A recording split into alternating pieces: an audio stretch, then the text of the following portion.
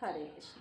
সুধী ভক্তবৃন্দ, এই মুহূর্তে ভিডিওটা কে কোথা থেকে দেখছেন তা আমি জানি না, তবে আপনি যদি একজন কৃষ্ণ ভক্ত হয়ে থাকেন তাহলে এই ভিডিওটা পুরো দেখার অনুরোধ রইল, কারণ ভিডিওটা আপনার জন্য।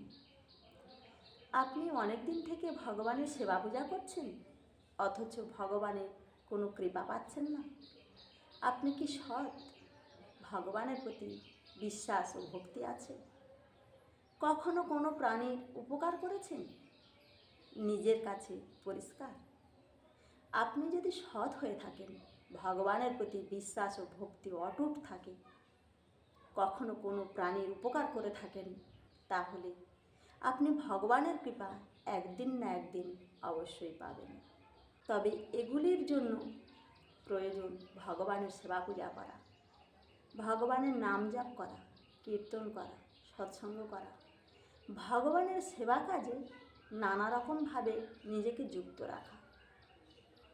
যখনই এই কাজগুলির দ্বারা আপনার হৃদয় বিগলিত হয়ে অশ্রুধারা নির্গত হবে, তখনই আপনার মধ্যে অটোমেটিক একটা ঐশ্বরিক পরিবর্তন এসে যাবে, আর আপনি হয়ে যাবেন সৎ, শান্ত, ছোট্ট একটি শিশুর মতো। আর এটাই হলো ভগবানের কৃপা। হরে কৃষ্ণ, হরি বল।